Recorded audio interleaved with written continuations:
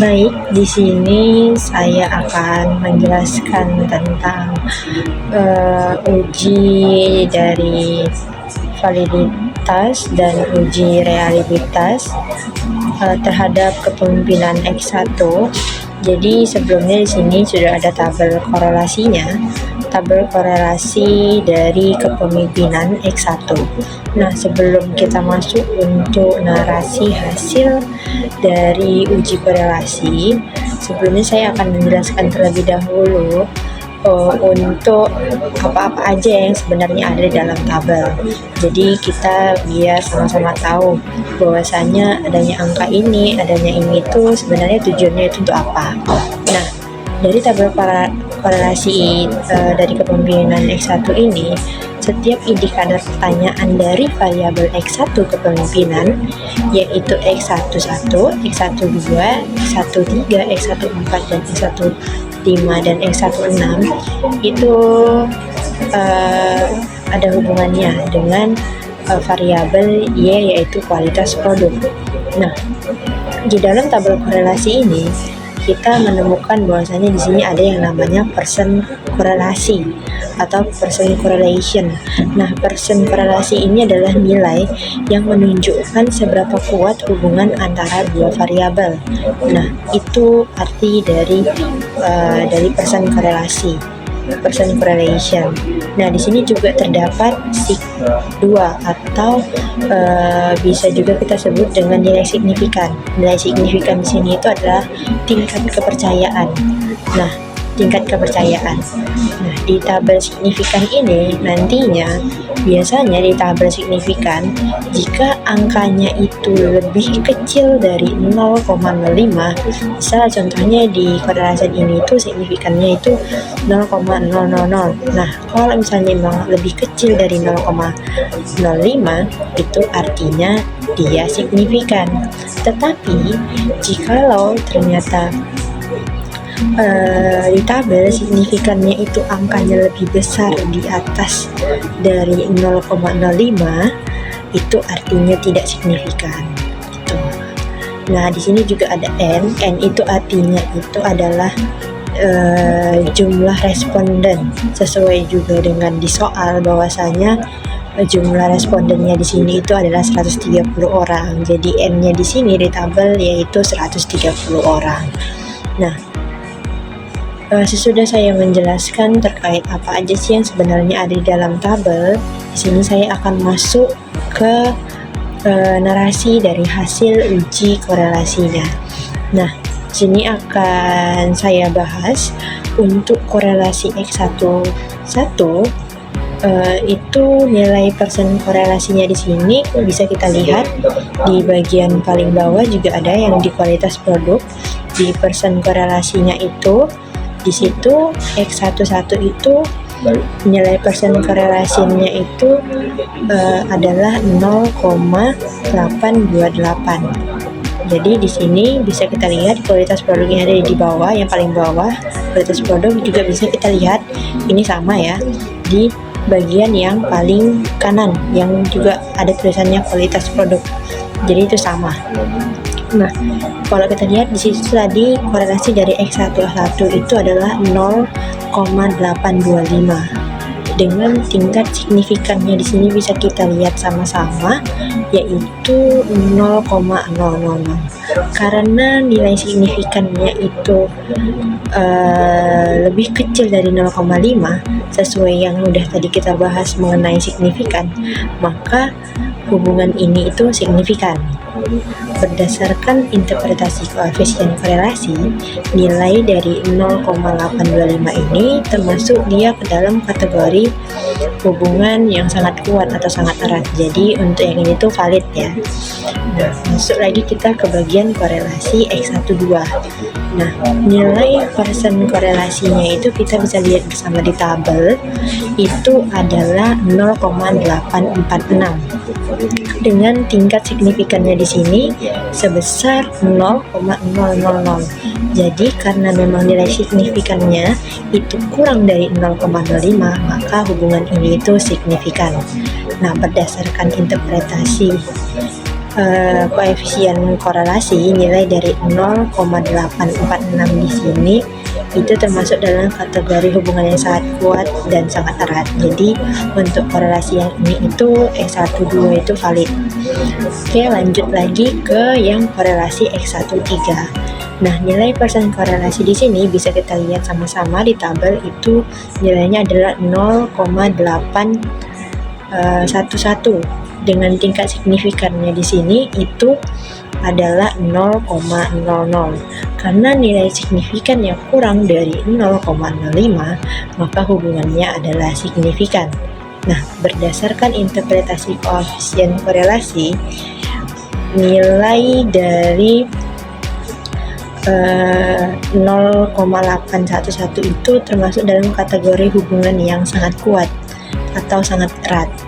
Jadi bisa kita katakan bahwasanya korelasi ini itu valid. Nah, setelah itu masuk lagi ke korelasi X14. Nah, di korelasi X14 ini nilai persen korelasinya itu bisa kita lihat sama-sama itu ada di angka 0,747. Oke, 0,747 dengan tingkat signifikannya di sini masih sama seperti sebelumnya, yaitu 0,00. Maka karena nilai signifikannya itu kurang dari 0,05, maka hubungan ini itu masuk ke dalam signifikan. Nah, berdasarkan interpretasi koefisien korelasi, nilai dari 0,747 ini termasuk dalam kategori hubungan yang kuat dan erat. Jadi ini masuk valid ya. Baru masuk lagi ke korelasi X15. Nilai persen korelasinya di sini bisa kita lihat sama-sama, yaitu adalah 0,821 dengan tingkat signifikannya yaitu sebesar 0,000. Karena nilai signifikannya di sini kurang dari 0,5, maka hubungan ini itu termasuk ke dalam signifikan. Berdasarkan interpretasi koefisien korelasi, nilai dari 0,821 itu termasuk ke dalam kategori yang sangat kuat dan sangat erat. Maka dari itu, korelasi ini X15 itu valid. Dan yang terakhir itu adalah korelasi dari X16. Nah, nilai persen korelasi dari X16 itu terhadap kualitas produk itu, dan kualitas produk itu ada di 0,804 dengan tingkat signifikannya di sini adalah 0,00. Karena nilai signifikannya tadi seperti yang sudah dibahas sebelumnya adalah kurang dari 0,05, maka hubungan ini itu signifikan, dan berdasarkan interpretasi koefisiennya nilai dari 0,804 itu termasuk dalam kategori hubungan yang sangat kuat atau sangat erat, jadi valid. Nah, itu adalah hasil dari analisis atau narasi dari korelasi kepemimpinan X1. Nah, sebelumnya mungkin saya akan memberikan cara gampangnya untuk melihat signifikan itu di tabel korelasi SPSS. Jika kita lihat sama-sama di sini, dari tabel setelah angka korelasi itu biasanya ada seperti tanda bintang 2 di samping setelah angka. Nah, kalau misalnya emang muncul seperti tanda bintang 2, itu artinya korelasi itu signifikan atau hubungannya valid. Dan artinya itu kemungkinan salahnya itu sangat kecil, hanya 1%. Jadi hasilnya itu sangat bisa dipercaya. Dari hasil korelasi kepemimpinan X1, di sini bisa kita lihat juga korelasi tertingginya itu berada pada hubungan antara X12 dengan kualitas produk, yaitu sebesar 0,846. Artinya indikator dari X12 itu memiliki hubungan yang sangat kuat dengan kualitas produk. Nilai signifikannya sebesar 0,00 yang berarti hubungan yang signifikan atau valid. Dengan kata lain, semakin baik indikator kepemimpinan, maka semakin baik pula kualitas produk yang dihasilkan dan hubungan ini sudah terbukti kuat. Nah, itu korelasi tertingginya berarti terdapat di X12. Kalau untuk korelasi terendahnya itu terdapat pada hubungan antara X14 dengan kualitas produk, yaitu sebesar 0,747, yang artinya indikator X14 itu memiliki hubungan yang kuat, tetapi kekuatannya lebih rendah dibandingkan indikator lainnya. Nilainya itu sama, signifikan juga, 0,00, yang artinya hubungan ini itu tetap signifikan atau valid, walaupun ini adalah korelasi terendah di antara indikator lainnya, tetapi dia memiliki kekuatan hubungan yang baik dan masih sangat berpengaruh terhadap kualitas produk. Nah, itu untuk narasi dari korelasi kepemimpinan. Kita masuk ke reliability-nya itu. Sebelumnya di sini dalam tabel scale variabel X1, di sini ada yang namanya cache processing summary. Nah, di situ ada reliabilitas statistiknya, itu ada Cronbach's alpha. Nah, sebelumnya Cronbach's alpha itu adalah alat untuk mengukur apakah pertanyaan-pertanyaan di dalam kuesioner kita itu sudah konsisten atau belum. Artinya, Cronbach's alpha di sini itu mengukur seberapa konsisten jawaban responden pada item-item yang mengukur konsep yang sama. Contohnya nih, misalnya kalau bisa kita ibaratkan, kita mau mengukur satu hal, yaitu kepemimpinan. Maka semua pertanyaan yang kita buat itu harus benar-benar membahas tentang kepemimpinan. Nah, untuk Cronbach's alpha ini itu bakal ngebantu kita untuk mengecek apakah semua pertanyaan itu sejalan dan saling mendukung untuk mengukur hal yang sama. Yang pasti tujuan dari Cronbach's alpha itu adalah untuk memastikan bahwa item-item dalam satu variabel atau satu skala itu benar-benar saling berkaitan dan mengukur hal yang sama, dan menunjukkan apakah kuesioner yang digunakan itu dapat dipercaya, reliable. Nah, berdasarkan dari variabel 1x1 reliabelnya kepemimpinan ini, berdasarkan hasil uji reliabilitas untuk variabel X1 kepemimpinan, diperoleh nilai Cronbach's alpha-nya itu sebesar, di sini bisa kita lihat, yaitu 0,895 dengan jumlah item pertanyaannya itu sebanyak ada 6 butir, yang di end of itemnya ini ada 6 butir pertanyaan. Dalam pengujian reliabilitas, indikator dapat dikatakan reliable jika Cronbach's alpha-nya itu lebih besar dari 0,60. Semakin mendekati angka 1, berarti reliabilitasnya itu semakin tinggi. Nilai Cronbach's alpha sebesarnya itu di sini sesuai dengan gambar itu adalah 0,895, yang menunjukkan bahwa tingkat reliabilitas variabel X1 berada dalam kategori yang sangat tinggi atau sangat baik, sehingga item-item pada variabel X1 itu dinyatakan konsisten dan dapat dipercaya untuk digunakan dalam penelitian ini. Selain itu, jumlah data yang diolah adalah 130 responden, 100% tanpa ada data yang dikeluarkan atau hilang. Jadi, untuk catatan pentingnya itu adalah nilai Cronbach's alpha minimum yang dapat diterima adalah 0,60. Semakin mendekati 1, maka reliabilitasnya semakin tinggi. Jika nilainya rendah, berarti item-item di dalam kuesioner itu tidak konsisten dan perlu diperbaiki ataupun direvisi. Baiklah, selanjutnya saya akan menjelaskan materi yang kedua, yaitu motivasi. Berdasarkan hasil uji korelasi, seluruh indikator variabel motivasi X2.1 hingga dengan X2.8 menunjukkan hubungan yang signifikan terhadap skor motivasi dengan nilai korelasi yang cukup bervariasi, namun tetap pada taraf 0,01 hingga dengan 0,05.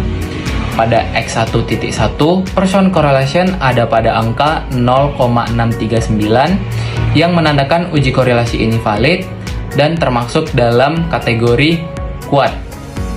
Pada X2.2, person correlation ada pada angka 0,428 yang menandakan uji korelasi ini tidak valid dan termasuk cukup. Pada X3.3, person correlation ada pada angka 0,487 yang menandakan uji korelasi ini tidak valid dan termasuk cukup. Pada X4.4, person correlation ada pada angka 0,387 yang menandakan uji korelasi ini tidak valid dan termasuk ke dalam kategori lemah atau rendah. Pada X5.5, person correlation ada pada angka 0,818 yang menandakan uji korelasi ini valid dan termasuk ke dalam kategori sangat kuat atau sangat erat. Pada X6.6, person correlation ada pada angka 0,457 yang menandakan uji korelasi ini tidak valid dan termasuk ke dalam kategori cukup. Pada X7.7, person correlation ada pada angka 0,386 yang menunjukkan tidak valid dan termasuk ke dalam kategori cukup. Pada X8.8, person correlation ada pada angka 0,704 yang menandakan uji korelasi ini valid dan termasuk ke dalam kategori kuat. Selanjutnya, hasil uji reliabilitas menunjukkan nilai Kropbecks alpha sebesar 0,641. Nilai ini menunjukkan bahwa tingkat reliabilitas instrumen berada pada kategori yang kuat. Artinya, alat ukur ini konsisten dalam mengukur motivasi para responden. Dengan demikian, dapat disimpulkan bahwa secara umum indikator-indikator motivasi yang digunakan dalam penelitian ini telah valid. Saya akan menjelaskan X3 beban kerja. Pada X3.1, person correlation-nya ada di angka 0,46 menandakan korelasi kuat dan valid. Pada X3.2, person correlation ada di angka 0,719 menandakan korelasi sangat kuat dan valid. Selanjutnya, pada X3.3, person correlation ada di angka 0,744 menandakan korelasi sangat kuat dan valid. Pada X3.4, person correlation 0,685 menandakan korelasi kuat dan valid. Pada X3.5, person correlation 0,572 menandakan korelasi cukup kuat dan valid. Pada X3.6, person correlation 0,659 menandakan korelasi kuat dan valid. Pada X3.7, person correlation ada di angka 0,66 menandakan korelasi kuat dan valid. Selanjutnya, Kropbecks alpha ada di angka 0,790 menunjukkan reliabilitas kuat. Di sini saya akan menjelaskan materi yang keempat, yaitu kinerja. Berdasarkan indikator uji korelasi, seluruh indikator variabel kinerja diukur melalui 6 item, yaitu Y1 hingga Y6. Menunjukkan hubungan yang signifikan terhadap skor kinerja dengan nilai korelasi yang cukup bervariasi namun tetap pada taraf 0,01 hingga 0,05. Baik pada Y1.1, person korelasi ada pada angka 0,550 yang menandakan uji korelasi ini valid dan termasuk dalam kategori cukup. Pada Y2.2, person korelasi ada pada angka 0,568 yang menandakan uji korelasi ini valid dan termasuk dalam kategori cukup. Pada Y3.3, person korelasi ada pada angka 0,512 yang menandakan uji korelasi ini valid dan termasuk dalam kategori cukup. Pada Y4.4, person korelasi ada pada angka 0,386 yang menandakan uji korelasi ini tidak valid dan termasuk dalam kategori lemah atau rendah. Pada Y5.5, person korelasi ada pada angka 0,694 yang menandakan uji korelasi ini valid dan termasuk dalam kategori kuat atau erat. Dan terakhir itu pada Y6.6, person korelasi ada pada angka 0,569 yang menandakan uji korelasi ini valid dan termasuk dalam kategori cukup. Baik, selanjutnya hasil uji reliabilitas menunjukkan nilai Cronbach's alpha sebesar 0,523. Dari nilai ini menunjukkan bahwa tingkat reliabilitas instrumen berada pada kategori cukup. Artinya, alat ukur ini konsisten dalam mengukur kinerja pada responden.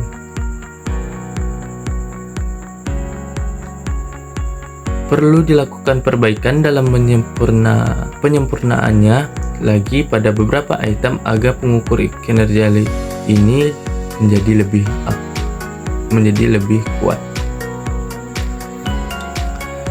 Dengan ini, secara umum dapat disimpulkan bahwa indikator-indikator kinerja yang digunakan dalam penelitian ini valid. Baik, kesimpulan yang bisa kita ambil bahwa penelitian ini bertujuan untuk menguji validitas dan reliabilitas instrumen pengukuran terhadap 4 variabel penting dalam organisasi, yaitu kepemimpinan X1, motivasi X2, beban kerja X3, dan kinerja Y. Uji validitas dilakukan dengan menggunakan korelasi person antara skor masing-masing item terhadap total skor variabelnya. Sedangkan uji reliabilitas menggunakan nilai Cronbach's alpha untuk melihat konsistensi internal instrumen. Hasil analisis ini memberikan gambaran sejauh mana instrumen yang digunakan dapat dipercaya dan sahih dalam mengukur fenomena yang diteliti. Selanjutnya, secara keseluruhan dapat disimpulkan bahwa dari keempat variabel yang diuji, 2 variabel yaitu kepemimpinan X1 dan beban kerja X3 memiliki kualitas instrumen yang sangat baik dengan validitas tinggi dan reliabilitas yang sangat kuat. Sedangkan variabel motivasi X2 memiliki validitas yang cukup baik namun reliabilitasnya masih sedang, menandakan perlunya revisi pada beberapa indikator. Sementara itu, variabel kinerja Y merupakan variabel dengan kualitas instrumen paling lemah, baik dari sisi validitas maupun reliabilitas. Beberapa item perlu diperbaiki secara substansial untuk menghasilkan alat ukur yang benar-benar mencerminkan konsumen kinerja secara akurat. Nah, hasil analisis ini memberikan kontribusi yang penting dalam evaluasi kualitas instrumen penelitian. Validitas menunjukkan bahwa sistem item memang mengukur apa yang seharusnya diukur, sementara reliabilitas menunjukkan konsistensi jawaban antar responden. Oleh karena itu, memperhatikan kedua aspek ini sangat penting dalam menjamin kualitas data dan hasil penelitian. Temuan ini juga dapat menjadi acuan dalam pengembangan instrumen lanjutan, menyempurnakan indikator, serta pengambilan keputusan manajerial yang berbasis data yang valid dan reliable.